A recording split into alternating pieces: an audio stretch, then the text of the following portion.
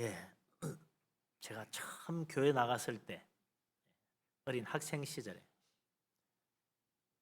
갔더니 제일 당황스러운 일이 뭐냐?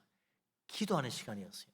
뭐 내가 대표 기도한 게 아니고 선생님이 자 우리 같이 기도합시다 그러는데 얼마나 당황되는지 어떻게 될지는 모르겠더라고요. 내 평생 기도해 본 적이 없으니까 기도 어떻게 하는 거지? 그러니까 이렇게 보니까 처음부터 고개를 숙이고 있어요. 저 따라서 고개를 숙였습니다. 눈을 다 감고 하더라고요. 눈 감고 기도해야 되나 보다. 근데 제일 곤란한 게 손이더라고요. 손을 어떻게 해야 되지? 이거 뭐 어떻게 할 줄은 모르겠어요. 손을 어떻게 해야 기도하는 건가? 가만 옆에 사람 이렇게 눈을 뜨고 보니까 이 또 가지각색이야. 어떤 사람은 이렇게 기도하는 사람, 어떤 사람 이렇게 기도하는 사람, 어떤 사람 주먹 쥐고 있는 사람. 이건 어떻게 해야 되지? 이거 손을 앞으로 모아야 되나? 이거 뭐 손을 맞잡아야 되나? 주먹을 쥐고 있어야 되나? 이거 해결하는 게 한 몇 달 걸려도 해결이 잘 안 되더라고요. 사람마다 다 틀리니까 기도 어떻게 해야 되나? 그냥 손을 무릎 위에 올려놓으면 되는지, 주먹 쥐고 올려놔야 되는지, 두 손을 모아야 되는지, 깍지를 깨야 되는지, 이쪽으로 깨야 되는지, 이쪽으로 깨야 되는지, 그것도 고민되더라고요. 기도하는데 참 그 당황스러웠던 기간들이 어느 정도 지나고 그래 내 나름대로 나에게 맞는 내 편하게 그냥 손을 주먹을 이렇게 쥐고 무릎에 올리고 기도하면 되겠다 그런 생각이 들 때까지만 참 고민스럽더라고요. 기도라는 것 참 놀라운 일입니다. 안 믿는 사람들에게 기도란 참 어처구니 없는 것처럼 보일 수 있습니다. 기도는요 믿는 자의 최고의 표적이에요. 기도한다, 믿는 사람이구나. 당장 평안하게 돼 있어요. 그래서 식사 시간에도 기도해, 너 교회 다니니? 금방 평안하는 거죠. 그러다 보니 이 기도하는 걸 감추기 쉽더라 이거죠. 기도하는 걸 펴내고 싶지 않은 마음이 생깁니다. 내 믿음을 가리고 싶은 마음인 거죠. 근데 오늘 이 말씀 보니까 이왕이면 좀 편안하게 기도하고 싶었는데 참 예수님도 내 마음속을 알았는지 골방에 들어가서 문 닫고 기도하래. 참 편하겠다. 근데 그게 아니라는 거죠. 우리 주님 말씀한 거 남에게 눈에 안 띄게 하기 위해서 내가 기도하는 모습 감추기 위해서 기도하는 게 아니고 골방에 들어가라는 게 아니고 오늘 이 말씀 보면 은밀한 중에 계신 하나님께 기도하기 위해서 골방에 들어가라고 말씀하신 것입니다. 골방 기도라는 말 교회 좀 다닌 사람은 다 한 번 이상 들어봤을 거예요. 근데 사실 기도란 골방 기도만 있는 게 아니죠. 다른 기도도 많아요.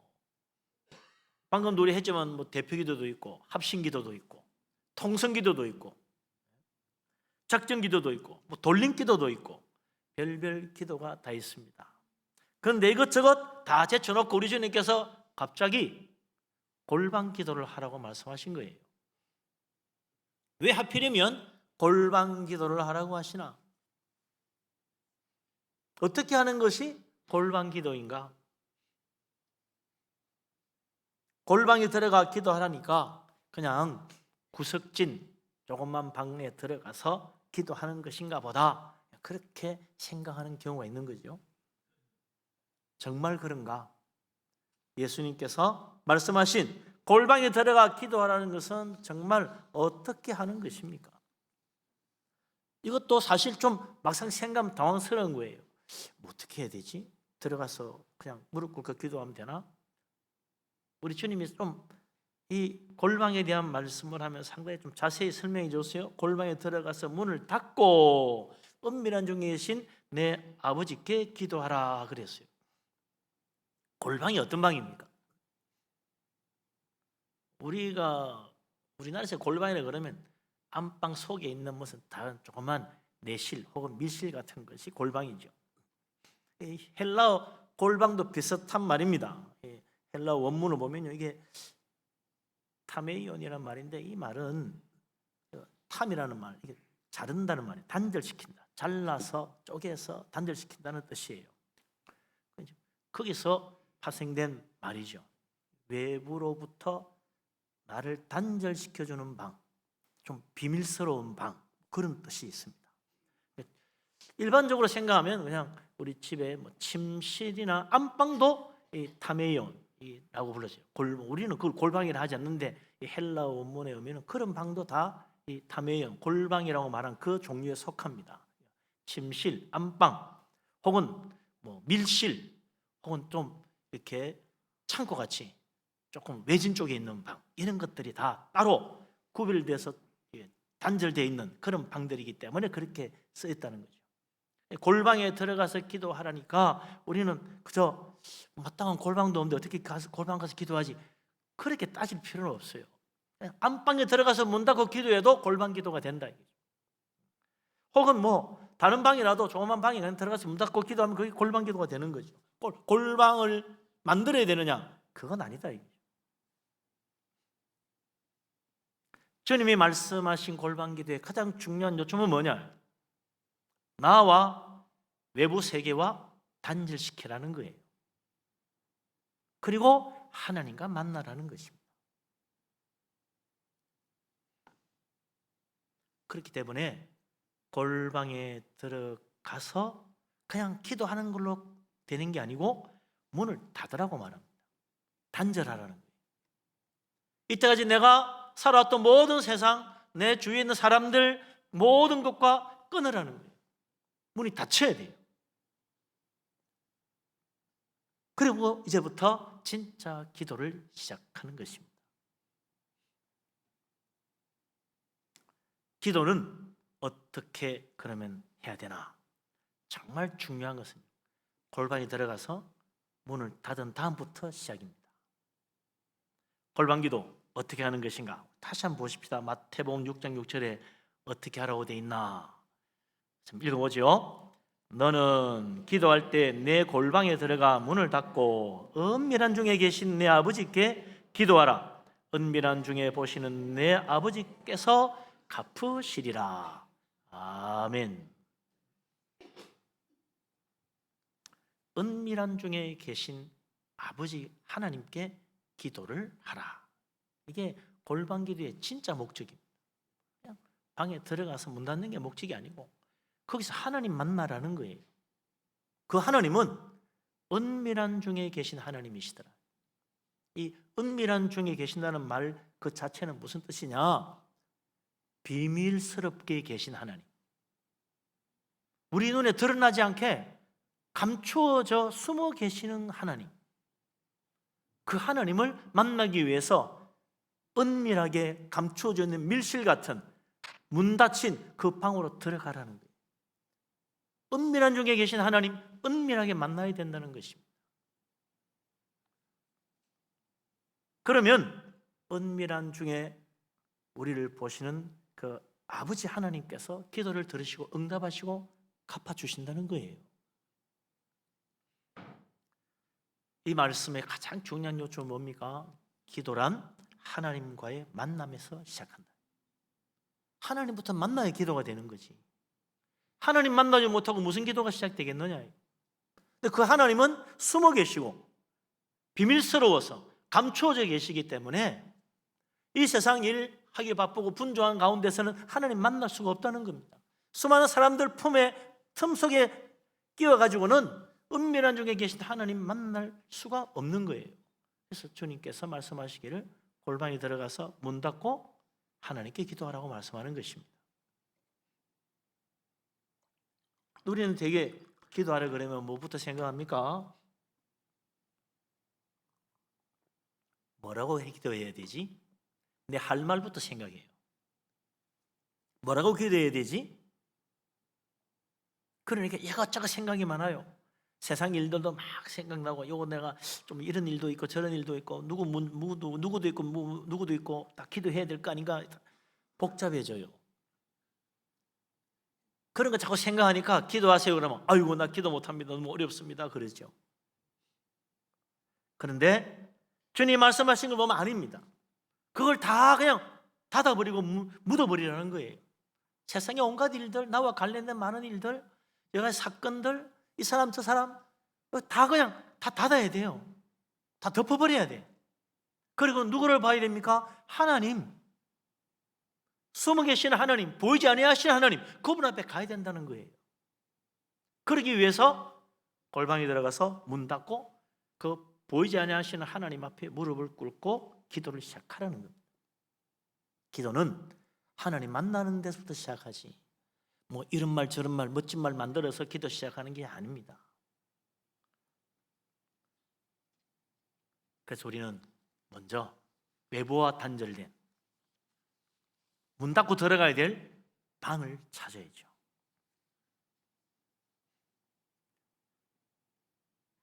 그러면 정말 주님 말씀대로 골방이나 혹은 침실이나 외부와 단절된 따로 마련된 밀실 같은 데 들어가서 문 닫고 기도하려고 하면 보이지 아니하시는 은밀한 중에 계신 하나님이 나타납니까? 짠 하고 모습을 보여주나요? 아닙니다.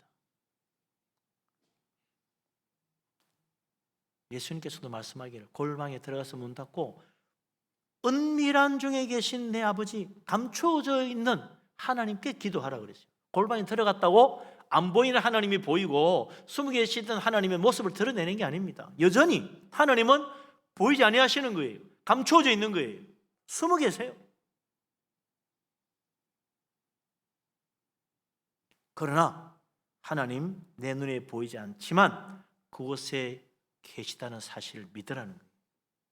보이지 않는데 숨어 계시는 그 하나님이 골방에 들어가서 기도하기 시작할 때 들으신다는 거예요. 은밀한 중에 보시는 그 아버지 하나님이 보고 계시고 들으시고 응답하시고 축복하신다는 것입니다.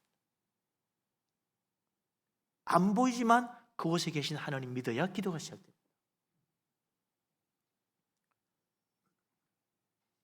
이런 이야기하면 어떤 사람은 그래요. 뭐 꼭 그렇게 골방 찾아 들어가고 문 닫고 형식적으로 그래야 됩니까? 저는 이때까지 골방에 안 들어가도 기도 잘했습니다.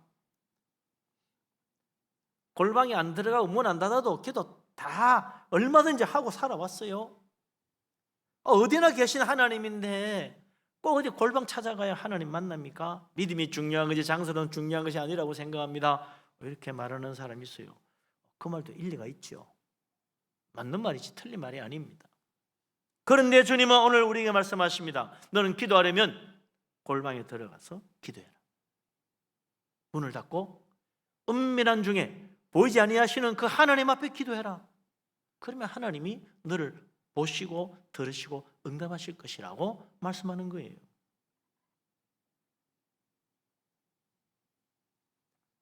이 골방 기도의 가장 중요한 것은 바로 하나님을 만나고 하나님께 기도하는 겁니다.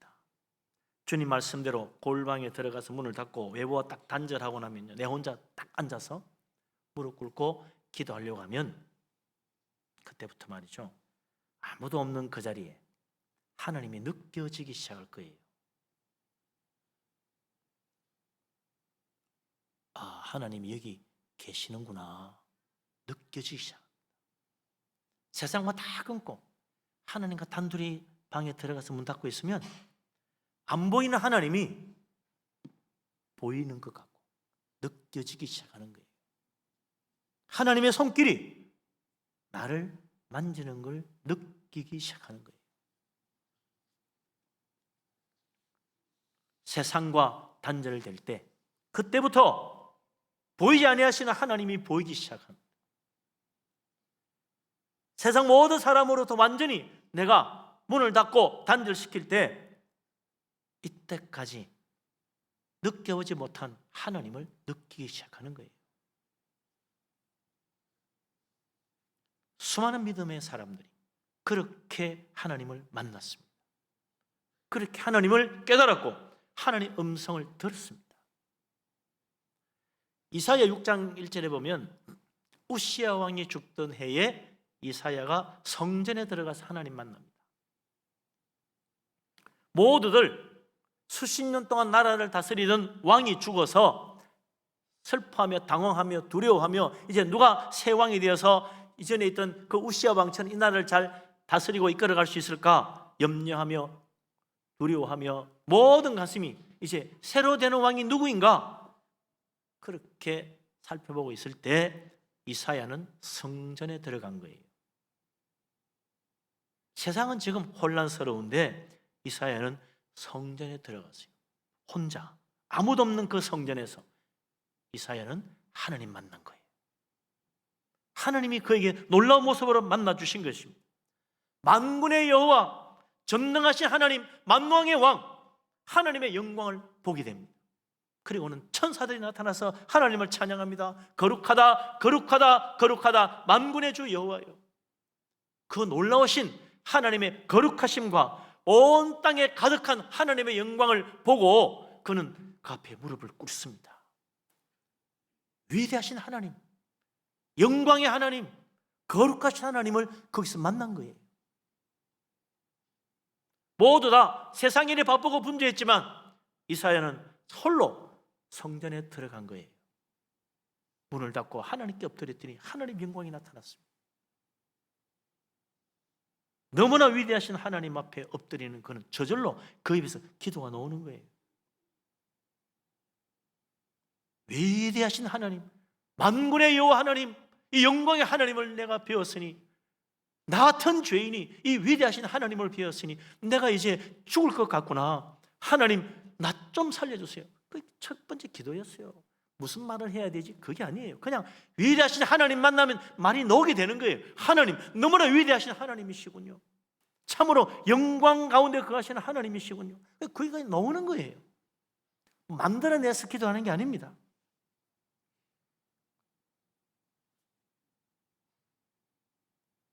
하나님, 너무나 위대하신 하나님 앞에 우리는 큰 감동과 충격을 받으면서 하나님을 붙들게 되는 것입니다. 기도할 때 무슨 말을 해야 되지? 고민할 필요가 없어요. 하나님 만나면 기도가 나오는 거예요. 무슨 말부터 해야 되지? 고민할 필요가 없어요. 하나님 만나면 하나님에 대한 놀라운 찬양과 고백이 나오는 거예요. 너무나 거룩하신 하나님, 온 세상 사랑하시는 사랑의 우리 아버지 하나님, 전능하신 하나님, 천지만물을 창조하신 하나님의 그 능력과 영광이 온 땅에 가득한 것을 보고 가비 엎드리는 것입니다. 기도가 달라져요. 제가 고등학교 때 수학여행을 갔던 기억이 지금도 생생합니다. 어디 갔냐? 설악산 갔어요. 설악산 늘 가는데 뭐 그럴까. 저는요, 고등학교 때 설악산 가서 깜짝 놀랐습니다. 왜냐니까 이때까지 내가 알고 있던 내 주위에 있던 우리 동네에 있던 산하고 틀리더라고. 그 설악산 보고 나서부터는 동네 산이 다 시시해져 버렸어요. 이건 산도 아니야. 그 비선대의 기억은요, 지금도 생생합니다. 야, 이런 바위가 있어. 하늘로 쫙 지서 올라가는 그 비선대 바위를 보면요, 우와, 세상에, 이때까지 동네 뒷산에 있던 바위는 바위가 아니구나. 이런 바위가 있었나. 우와, 그 감동이 몇 달을 가더라고. 설악산 보고 나니 다른 산이 다 시시해져 버렸어요. 하나님 만나면요, 세상 영광, 세상 권세, 세상에 뭐 화려하고 멋진 거 다 시시해져 버립니다. 그게 무슨 소용이에요? 우스운 거지.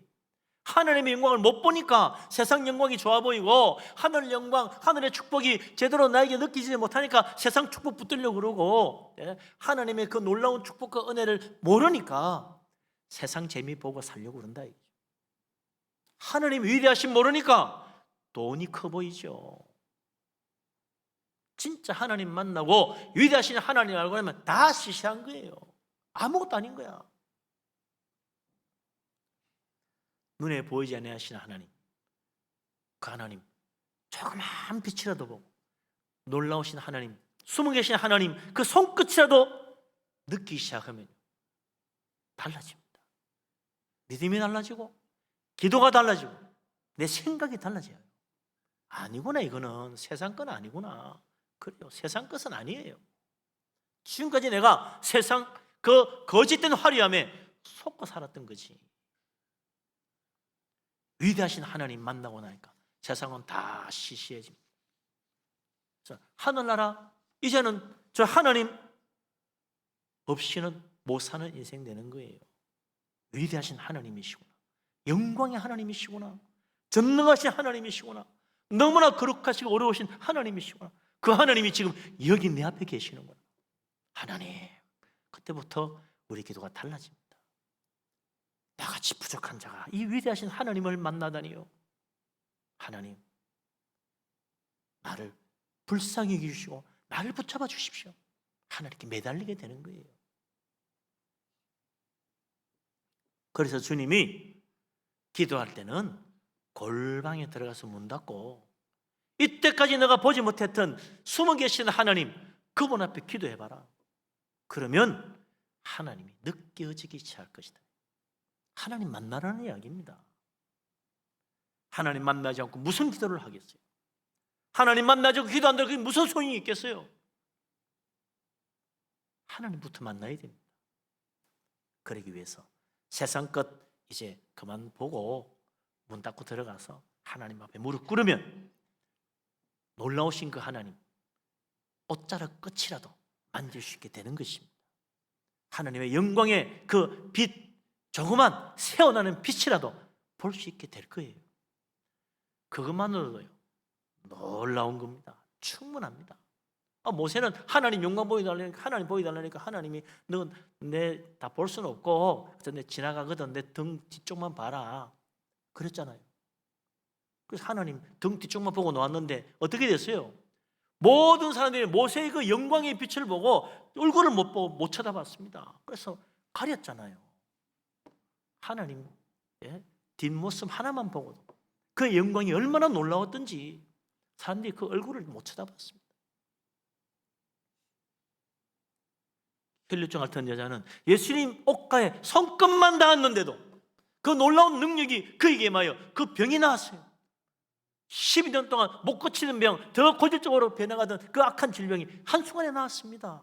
위대하신 하나님, 그 옷가 끝자리만 만져도 놀라운 은혜입니다. 놀라운 축복이요, 놀라운 영광이에요. 그걸로 충분하고도 넘치는 것입니다. 하나님 그렇게 위대하십니다. 우리가 믿는 하나님 얼마나 위대한가를 체험하고 그 하나님 만나고 하나님 영광을 보고 하나님 놀라운 은혜 가운데 주님 앞에 엎드릴 수 있는 믿음의 사람 될 수 있기를 주의 이름으로 축복합니다. 아멘. 그 하나님 만나려면 골방으로 들어가야 된다는 것입니다. 근데 우리는 기도하라 그러면 기도해야 되겠다 생각, 그때부터 무슨 기도하지? 무슨 말부터 해야 되지? 뭐부터 구할까? 이렇게 생각하니까 자꾸 사람이 눈에 들어오고 세상이 눈에 들어오고 내 여러 가지 주변의 일들이 자꾸 내 머릿속에 나를 복잡하게 만들고 그러는 거예요.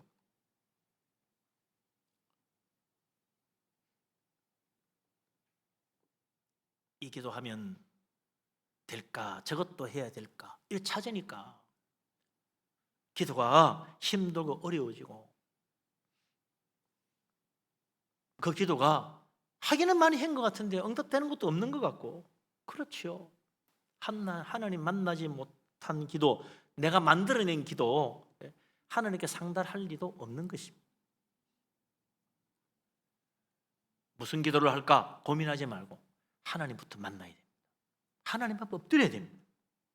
그러면 하나님께서 성령의 놀라우신 감동 가운데 하나님 영광을 보여주시고 하나님의 그 은혜를 깨닫게 하시고 기도할 수 있도록 입을 열어주시는 것입니다. 골방에 들어가 문을 닫고 은밀한 중에 계신 보이지 아니하신 하나님 만나고 기도하고 놀라운 축복을 체험하는 복된 믿음의 사람 되시기를 주님의 이름으로 축복합니다. 아멘. 우리는 기도할 때 무슨 말을 해야 될지 참 고민이에요. 사실 더 중요한 건 그게 아닙니다. 열왕기상 17장 18장에 보면 엘리야 선지자가 나와요. 그가 기도하니까 3년 반 동안 하늘이 닫히고 비가 내리지 않습니다. 온 이스라엘이 큰 기근에 들어가지고 임금도 물 찾으러 다녀요.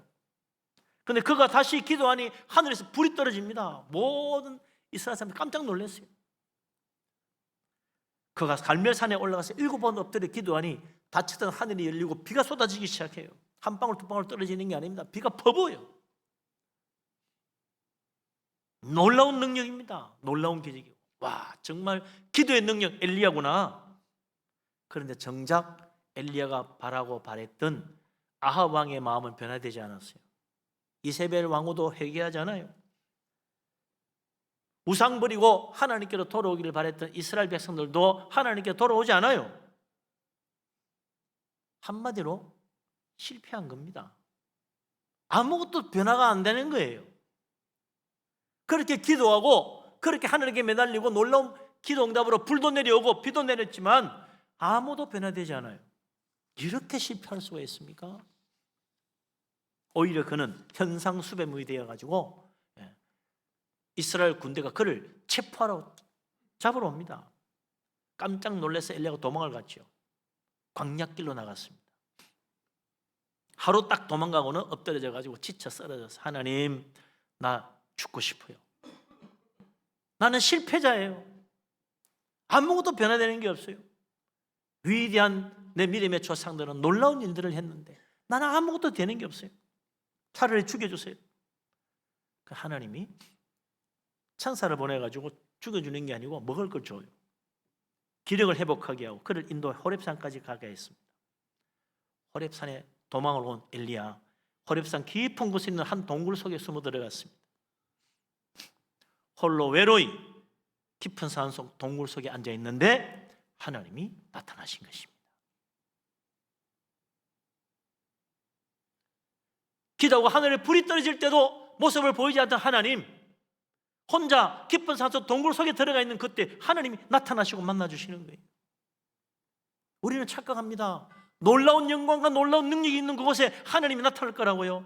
아니, 아무도 없는 깊은 산속 동굴 속에 숨어있는 그때 하나님이 나타나시고 엘리야를 만나주셨어요. 그래서 우리 예수님 말씀하십니다. 너는 골방에 들어가서 문 닫고 은밀한 중에 계신, 숨어 계신 하나님 앞에 기도해라. 그러면 너를 만나주실 것이다. 그게 하나님 만나는 길입니다. 그때도 엘리야는 하나님 앞에 엎드려서 불평하기 시작합니다. 하나님, 나는 실패자입니다. 차라리 죽여주세요. 절망적인 말밖에 안 나옵니다. 기도가 아니지, 그거는 불평과 원망이지. 좌절이고 절망이고. 하나님 만났는데도 기도가 안 되는 거죠. 그런데 하나님 음성이 들립니다. 세미한 바람 속에 들려오는 하나님 음성. 엘리야야, 돌아가거라.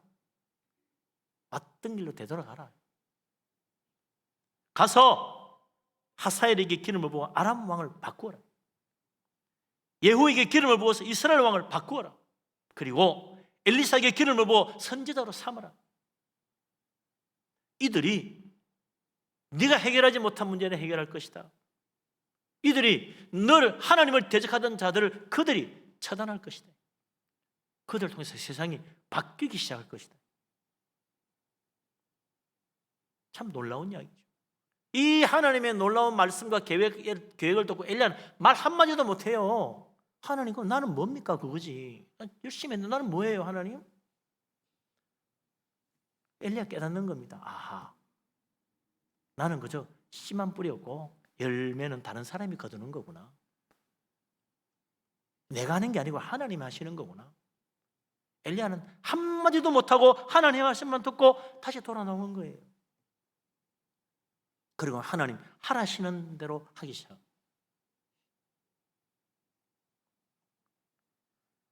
기도 무슨 말을 해야 되지? 고민할 필요 없어요. 무슨 말을 해야 될까?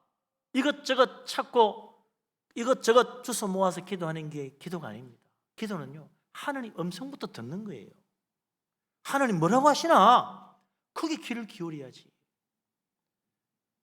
하나님 하시는 말씀을 안 듣고 내 하고 싶은 말만 내려놓으니 기도가 됩니까? 불평과 원망이고, 그죠? 내 소원이고 그냥 그런 거지.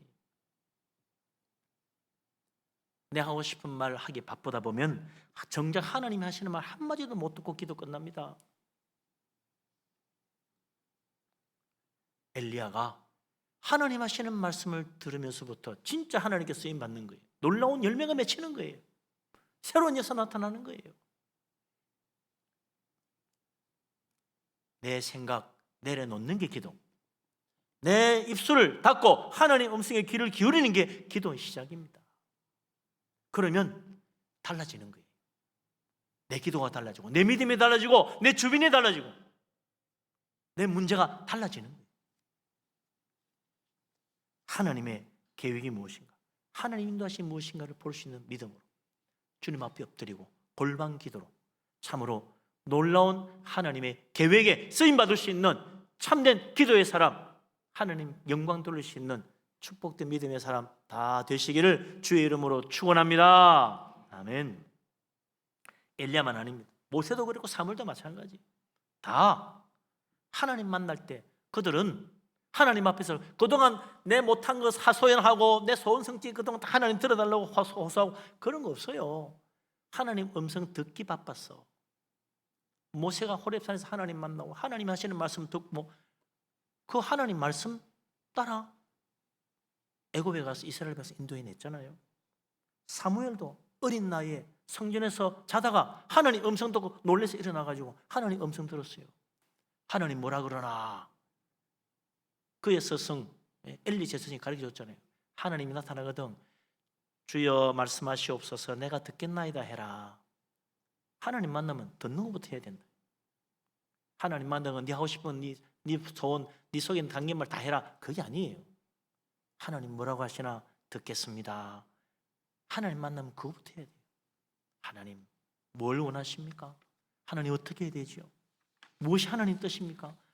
그것부터 물으라는 거예요. 그래서 위대한 선지자 사무엘이 된 겁니다. 위대한 모세가 됐고 위대한 선지자 엘리야가 된 거예요. 골방에 들어가서 하나님 만나거든 먼저 하나님 무엇을 원하십니까? 하나님 말씀하시옵소서. 하나님 음성을 듣고 하나님의 계획을 깨닫고 그 다음에 거기에 응답하여 기도해야 우리 기도가 정말 하나님께 상달되고 하나님 갚으시는 놀라운 축복도 받는 거죠. 우리 하나님 놀라운 은혜 가운데 나아갈 수 있는 믿음의 사람 되시기를 주의 이름으로 축복합니다. 아멘.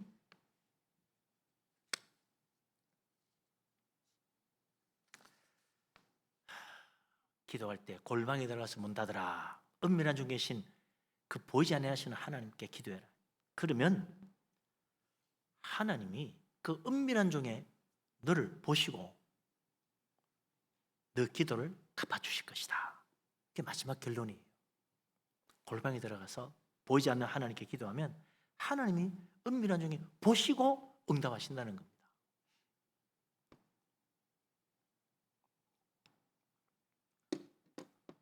이게 무슨 이야기입니까? 나는 하나님 못 봐도 하나님 나를 보신다는 거예요. 나는 하나님 못 느껴도 하나님은 나를 지금 붙들고 계시다는 거예요. 내게 아무 소리 안 들려도 하나님은 지금 나에게 말씀하신다는 거예요. 은밀한 중에 보이지 않는 하나님, 그 하나님이 나를 보고 계세요. 그게 골방 기도입니다. 창세기 28장에 보면 야곱이 형 에서를 피해가지고 외삼촌이 사는 밧단 아람으로 도망을 갑니다. 형 에서를 속이고 장자 축복 빼앗아 가지는 바람에 그 형 에서가 화가 나가지고 이놈 죽이겠다고 막 덤비니까 부모님이 그걸 알고는 밧단 아람으로 외삼촌 집에 보냈죠. 혼자서 지팡이 하나 짚고 도망을 갑니다. 깜깜한 밤이 됐어요. 해가 지니까 있을 곳이 있나요? 그래서 혼자 그 루스라는 곳에서 돌을 베고 잠을 잤다 그랬습니다. 참 처량하죠. 혼자서 돌을 베고 잠을 자다니. 근데 꿈에 하느님이 나타났습니다. 사다리가 하늘에 닿았는데 천사가 오르락내리고 하나님 음성이 들려. 야곱아, 네가 누운 이 땅을 너와 네 자손에게 주겠다. 내가 너에게 복을 주고 너의 자손을 창대하게 주겠다. 네가 어디를 가든지 내가 너와 함께 하겠다. 너를 지켜주겠다. 깜짝 놀래가 깼어요. 깨보니 꿈이야. 그때 창세기 28장 16절에 야곱이 이렇게 말합니다. 여호와께서 과연 여기 계시거늘 내가 알지 못하였도다. 내가 가는 그곳에 하나님이 함께 하시는데 내가 그걸 이때까지 모르고 살았구나. 난 내 혼자인 줄 알았더니 하나님이 나와 함께 하셨구나. 왜 이걸 몰랐지? 안 보이니까 몰랐지. 안 들리니까 몰랐고 못 느끼니까 몰랐지. 그래도 하나님은 그 야곱과 함께 하셨던 거예요. 앞으로도 계속 함께 하겠다는 거예요. 이걸 깨달았어요. 내가 이때까지 이걸 알지 못했구나. 하나님이 내 곁에 계신데 왜 몰랐지? 이걸 깨닫기 전과 깨닫고 난 뒤에 야곱의 인생이 달라집니다. 야곱의 인생이 완전히 달라져요. 하나님이 어디 있어? 보여야 말이지. 하나님 음성도 안 들리고 말이야. 아유 참 답답해. 하나님 뭐 더 주는 거나 있나? 뭐 이렇게 생각하고 살 때 하고 하나님이 바로 여기 계시는구나. 하나님이 얘기도 들으시는구나. 이 예배하는 이곳이 하나님이 지금 보이지 않아서 하나님이 은밀한 중에 지금 계시고 나를 보고 계시는구나. 이걸 깨달아 알고 나서부터 하고는 믿음이 판이하게 다르다는 거예요. 그 전에 야곱은요, 그냥 사기를 쳐서라도 축복받아야 되겠고, 뭐 어떻게 하든지 형 걸 빼앗아 가져야 되겠고, 그랬었어요.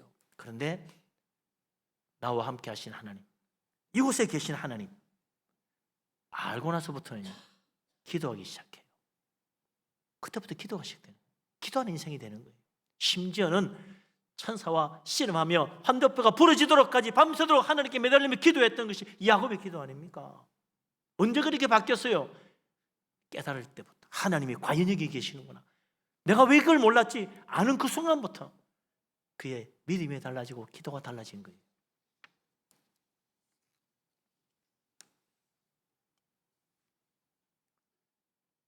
그래서 하나님 말씀하십니다. 넌 이제부터 기도하려고 하거든 골방에 들어가서 문 닫고 보이지 않지만 숨어 계시지만 그 하나님이 지금 너와 함께 이곳에 계시다는 사실을 믿고 기도해라. 그럼 하나님 너를 만나주시고 놀라운 은혜의 빛을 비춰주시고 네 기도를 들으시고 다 갚아주실 것이다. 우리 주님의 음성에 귀를 기울이고 그렇구나. 문 닫고 주님 앞에 엎드릴 그 시간, 놀라우신 하나님, 영광의 하나님, 거룩하신 하나님, 우리를 사랑하셔서 독생자를 십자가에 보내신 그 사랑의 하나님, 우리 아버지 하나님 만나고 그 하나님 앞에 그 놀라우신 감동 가운데 하나님께서 하게 하시는 그 기도, 하나님의 음성을 듣고 주님의 계획을 하고 주님께 쓰임받아서 참으로 우리의 삶이 변화되고 우리의 기도가 달라지고 우리의 믿음의 열매가 맺히는 축복된 사람, 참으로 하나님 기뻐하는 기도하는 믿음의 사람 다 되시기를 주의 이름으로 축복합니다. 아멘. 기도합니다.